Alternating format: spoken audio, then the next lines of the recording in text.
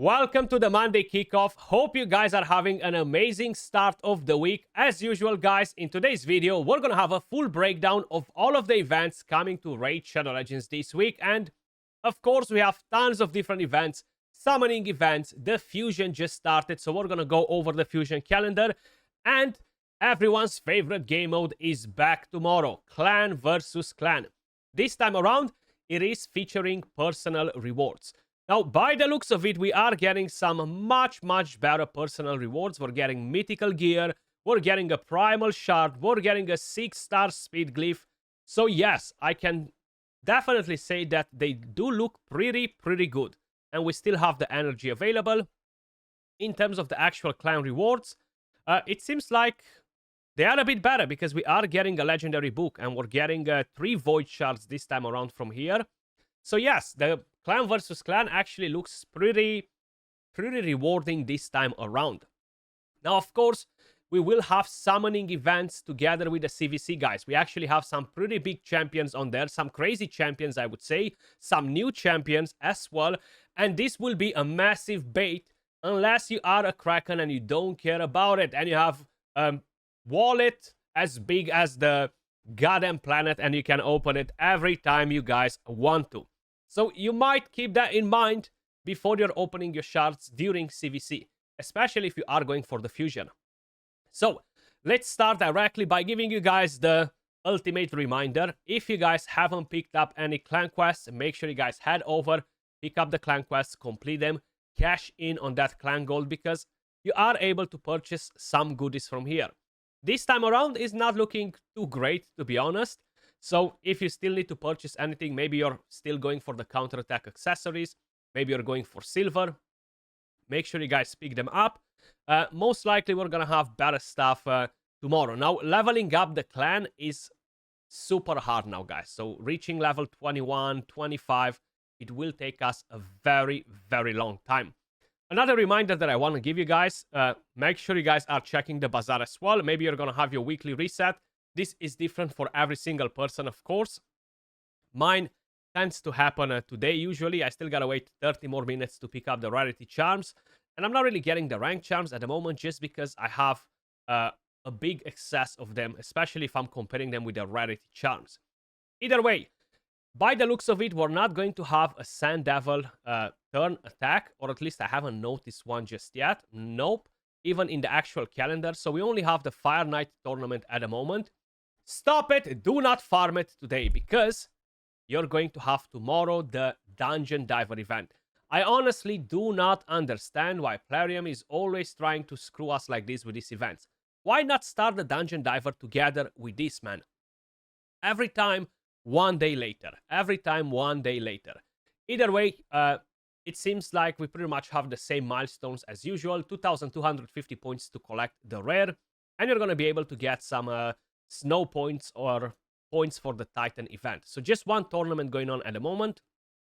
In terms of events, we have an artifact enhancement event that's on, a champion training event that is on. The fusion warm-up is still on for today. I gotta complete it and get my points from here as well for the Titan event because I haven't done it just yet.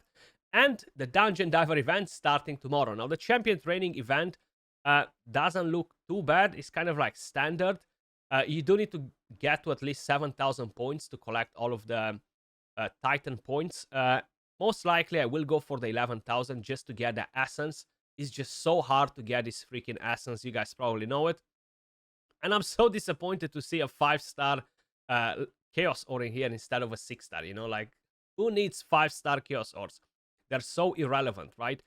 Either way, let's dive into the actual calendar. Then we're going to check the Plarium play calendar. And we're going to talk about the summoning events for tomorrow and for Wednesday. Which, by the way, they are a bait, right? Because they are right before the fusion. So, the fusion calendar, guys. We're going to be able to collect rares. And you're going to be able to get 1 copy of the Epic Champion from the Summon Rush. This is a classic fusion.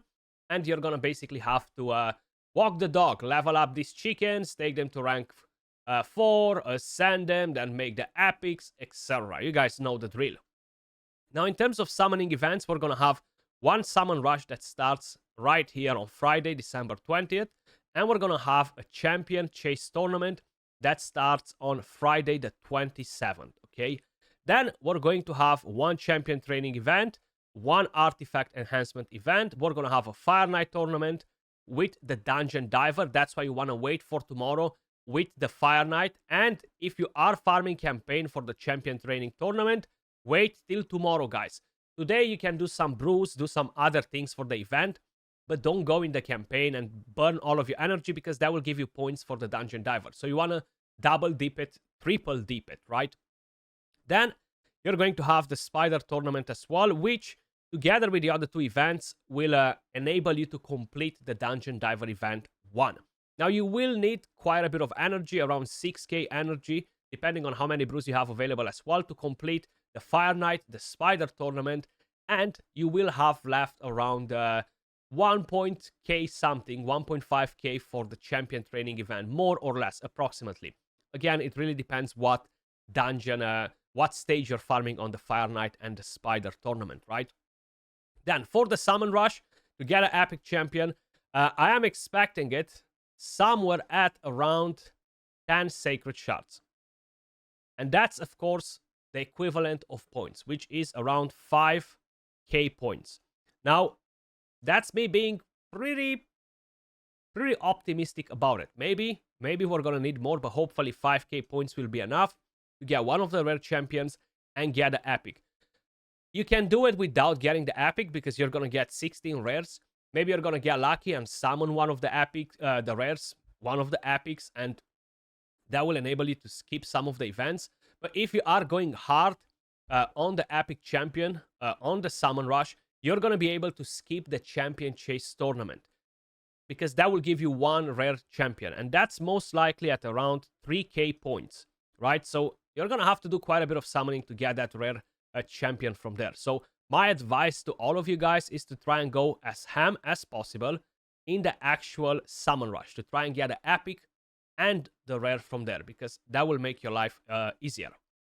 Then we have the second artifact enhancement starting right here. Roughly, you're going to need around 10 to 15 million silver to get the champion, right? So that's a lot of silver. You have 3 of those. So think about approximately 40 million silver in total to complete the fusion. Then we're going to have Dungeon Diver event number 2 that starts on the 21st of December, which is a Saturday, which is this one right here. And this one will go together with the champion training tournament.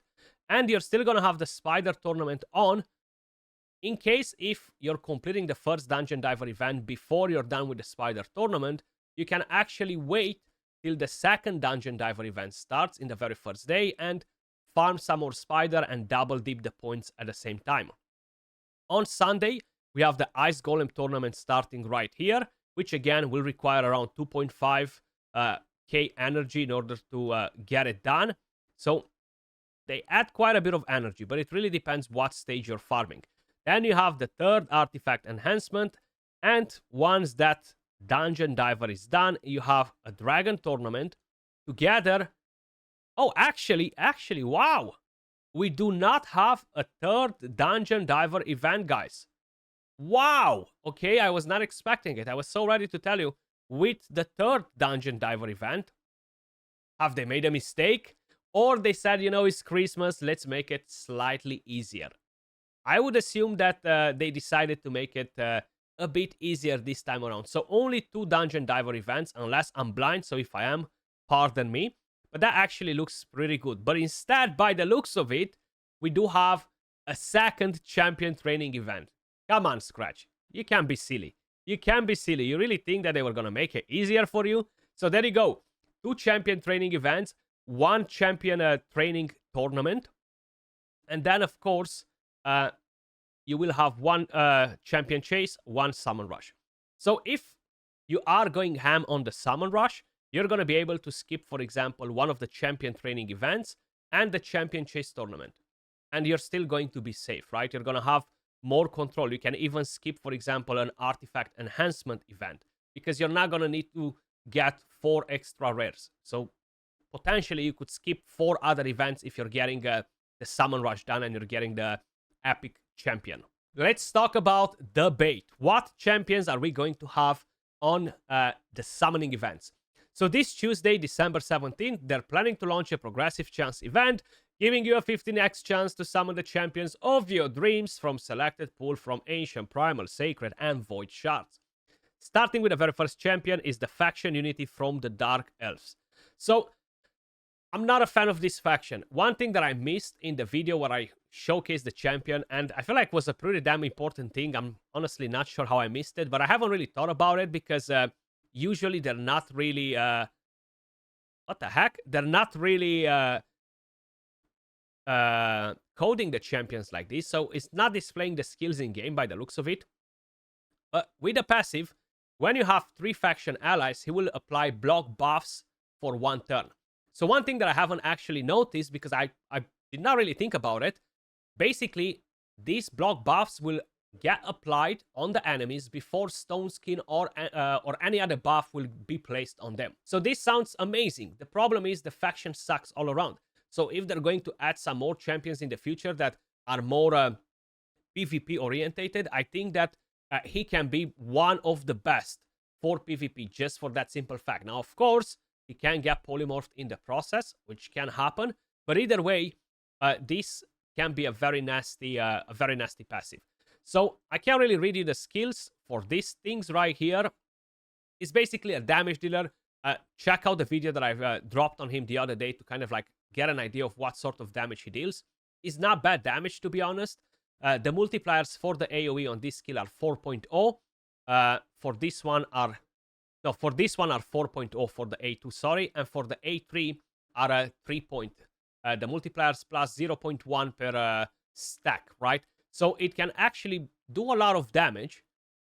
The main issue that he has is part of a pretty meh faction at the moment in terms of PvP, right? That's my main point, and I'm talking about high-end PvP.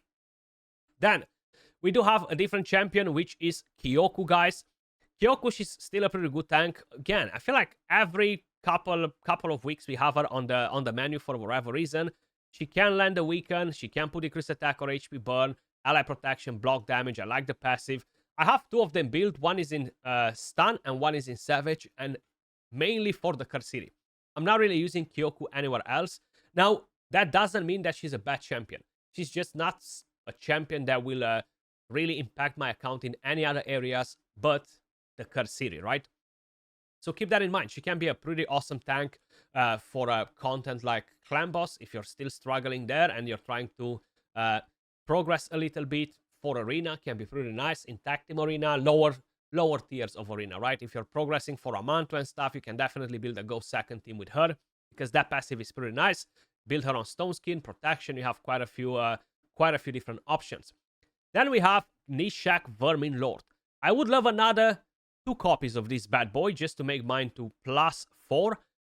The second best bomber in the game for the current meta.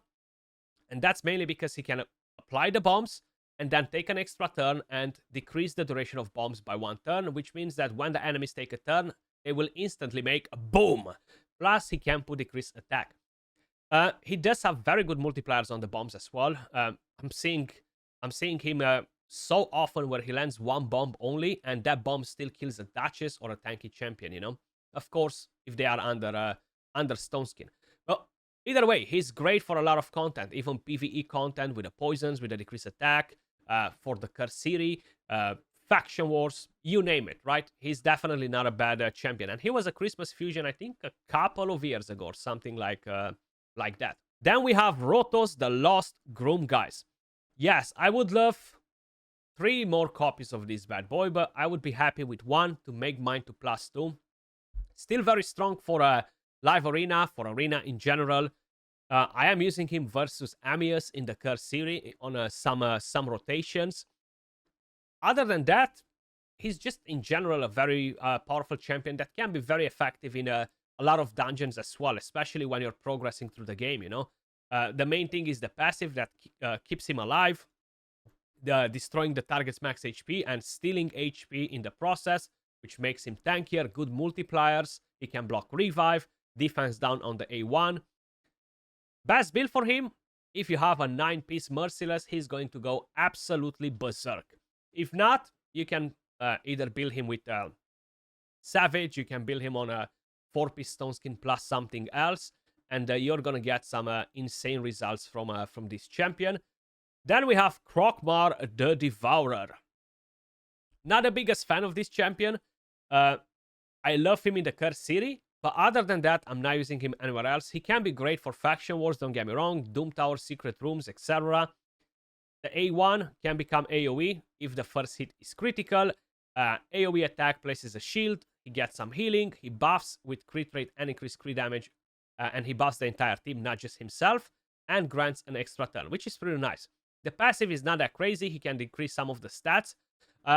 Not the best multipliers on him, but let's be honest, HP-based champion, usually they don't really have good multipliers unless we're talking about Taras, unless we're talking about Gizmak, unless we're talking about Narcissus. You know, there are not that many that are great. Nice, for example.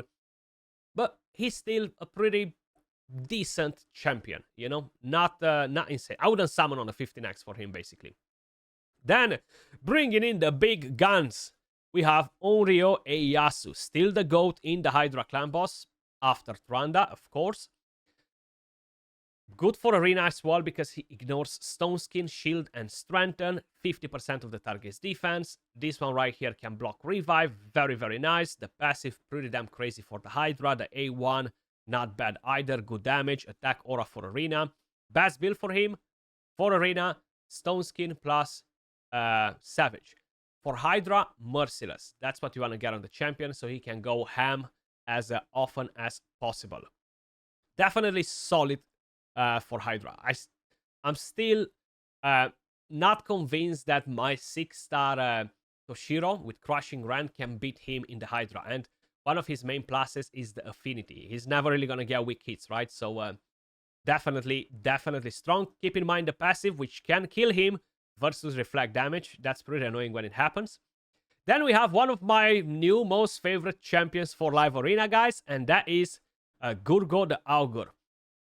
Very, very solid after the buff. Like, before I used to hate this champion because I used to summon him all the time, right? Now he has a speed aura for arena battles, removes all buffs from all enemies, he freezes them, grants an extra turn, defense down, and bang, he puts them to sleep instantly. The passive has a chance to freeze them when they hit him. Man, he's such a good champion now. Honestly, I have absolutely nothing bad to say about this champion. Now, I don't even have him built in Savage, and he absolutely wipes them, okay? Especially if I have the increased attack. I actually have him built on Pinpoint and Perception. Very, very good champion. Doesn't get polymorph because of the Pinpoint. You do want to have him fast. The main thing that's an issue with him is the base speed, which is only 98. Other than that, he's very powerful for Live Arena. Then we have Chagur. Chagur is very, very good to empower Ramantu. Absolutely, one of the best. The ultimate best fodder for Ramantu. Other than that, I'm not saying you cannot use him. I'm not saying he's not going to help any of you guys. But he's not really doing much. I feel like, yes, in 2020, he was going to be great with the Poison Mera and all that. But to be honest, sleep, defense down is not the best damage in the game. He can crowd control the waves like no other because of the sleep and the poisons expire and he's attacking them, which is nice. Can be nice for the Sand Devils boss if you're struggling to kill that boss, especially in the Curse City. You can put the boss to sleep with poisons and all that. But other than that, he's not doing much. Yes, you can run him on the dragon, but you can run tons of different champions. So, my opinion, Chagur, he has an amazing power to empower Ramantu. Then, guys, moving over to Wednesday, December 18th. Again, another progressive chance, giving you another chance to summon the champions of your dreams. And this time around, we are starting with the He-Man. Yes, you can put him on the 15x progressive chance if you haven't bought the champion pass. If you want to gamble and try to get a champion, keep in mind 15x progressive chances are as bad as 10x's and other things. Slightly better, but still bad because the chances to actually summon the champions that you want are minimal and you gotta get very, very lucky. Not a bad champion if you don't have other powerhouse champions that can ignore Stone Skin. He has a good AoE attack which can deal crazy damage, but it takes a lot of time to basically make this skill to fully stack. this ignores Stone Skin, brings his own increased attack, which is nice. And he doesn't have bad multipliers, right? If you're trying to kill an enemy nuker, he's gonna get a job done without a problem. Other than that, there isn't much to tell you about the champion. He's definitely not the most insane champion in the game. Actually, I think as a nuker, he might be somewhere in the top 100, but towards the end of that top 100. Definitely not in the front line, unless we're talking about this skill, which is powerful, but pretty hard to make it work. Then we have Glaciad, the Melt Water. Wait, isn't he a Sacred Order? Glaciad. No, which one is Glaciad? Ah, Glaciad. This one is Glaciad. It's pretty nice, and I think he can be pretty nice for the Chimera. So you have the Speed Aura for all battles, you have the A1, which is pretty relevant. You have the increased attack, you have the Perfect Veil, you have the Turn Meter on a 4-turn cooldown. That's the only oof with him. And you have this Revive on a 4-turn cooldown with increased accuracy and increased defense. So a lot of these buffs are actually key for completing trials. So it's definitely going to be pretty interesting. Better than Duchess in the Chimera, in my opinion. The passive deals additional damage too. I mean, allies deal additional damage when they are under Veil or Perfect Veil placed by the champion. So I think he's definitely nice. I would like to get one, to be honest. I would definitely like to get one, but I wouldn't jump on a 15x, especially right before the fusion event, right? Then we have Negmotar, absolutely insane for the Chimera boss, guys. Crazy. He brings so many things to the table. Speed Aura for all battles, decrease attack, decrease speed, leech, increase speed, turn meter boost, extra turn. You have the passive. Overall, one of the best champions for the Chimera. And mainly because we're talking about keeping that boss at bay, getting the turn meter, getting the speed, completing trials. He brings a lot of important things for trials, right? So again, super powerful champion. You can build him if you want in a Reflex, Impulse, 4-piece Merciless. You have quite a few options to ensure that he's gaining as many turns as possible. In the Chimera, unlike in the Hydra clan boss, where you don't want to gain a lot of extra turns, in the Chimera, you want to take as many turns as possible before the boss takes turns, right? So, definitely pretty solid. Then, we have Eos Street Dream Song. She was a fusion, solid for Hydra, solid for Arena. A lot of people are still using her in Arena.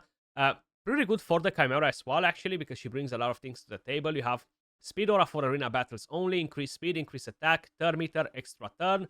Then you have decreased speed, you have Weaken, and the A1 has a chance to sleep, which is pretty irrelevant for what we're trying to kind of like put in terms of Chimera, but it can be good for other areas.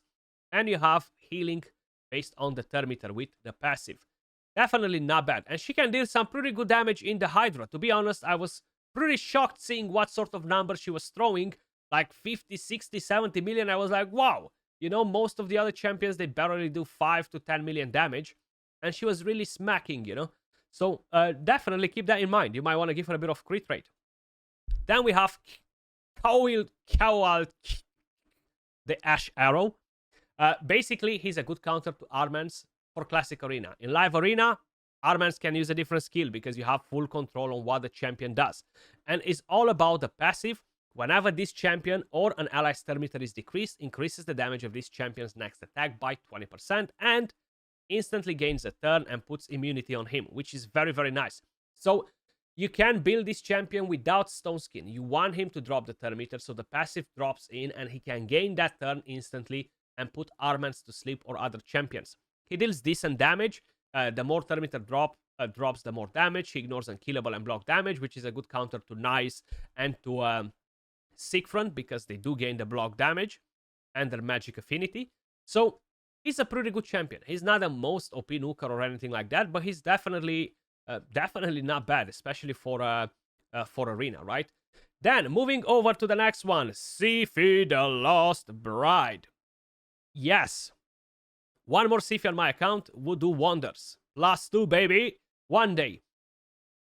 As I was mentioning, for the Chimera, guys, because I'm talking more about the Chimera because that's the new content, right? And a lot of you guys are still trying to kind of like build up those perfect teams and stuff.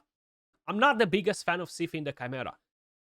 Yes, you are getting all of these buffs, but on a 4-turn cooldown. Yes, you're getting a revive, but on a 4-turn cooldown. I mean, you have the new fusion revives AoE on a 3-turn cooldown, which is just so much better as a reviver. Of course, they have strengths, weaknesses. She gives you a bit of thermometer. She gives you a bit of healing from the passive, but she gives you the block debuffs. The fusion champion, Lady Noelle, doesn't give you immunity, right? So I'm not trying to say that Sif is weaker than Lady Noelle or anything like that, but for the Chimera, to be honest, I prefer Lady Noelle over Siphi. But Sif is the GOAT in Arena. I don't have to tell you that all the time. Then we have Carillon the Ringer. I'm not feeling this champion. I summoned him a while ago. I haven't built him. Not planning to build him anytime soon. It's just freeze left and right. Decreases the duration of all enemy buffs. A chance to land hacks and weaken. Freeze doesn't work in Hydra initially. Maybe we were thinking about him for Hydra. Then this freezes. Depletes the thermometer. He doesn't remove buffs or anything like that. So he can't really land these debuffs. I mean, yeah, you guys probably know the drill. Let's see the reviews. Exactly. So this says everything. This says everything. Do not summon for this trash unless they buff him, hopefully, at some point in the future. Then we have one more in the menu, guys, and that's Diamant. Not his biggest fan either. So we have Speed Aura for all battles. We have AoE attack, getting some healing. You have attacks all enemies, increases the duration of buffs, fills the champion's thermometer by 10%, and an additional 5 for each buff that had its duration increased. And you have an intercept stack on a target ally, increased resistance, and a strengthen on all allies. These are not bad buffs or anything like that. The passive can be decent as well. He's just not really doing much anywhere. Like, tell me an area where this champion is, wow, Diamant is the best, you know? So unfortunately, he doesn't have that. But that was all for this video, guys. Let me know your thoughts in the comments down below. Are you planning to summon for any of these champions? Are you going for the fusion? You're skipping all of these events to make sure you're not getting baited and you have enough shards to complete the summon rush and get an epic, which is something that I would suggest you. As you may notice, I'm definitely not in the best position to talk about it because I'm pretty broke in terms of shards. But either way, appreciate all of you guys watching. Much love, and I'll catch you all in the next video. Peace.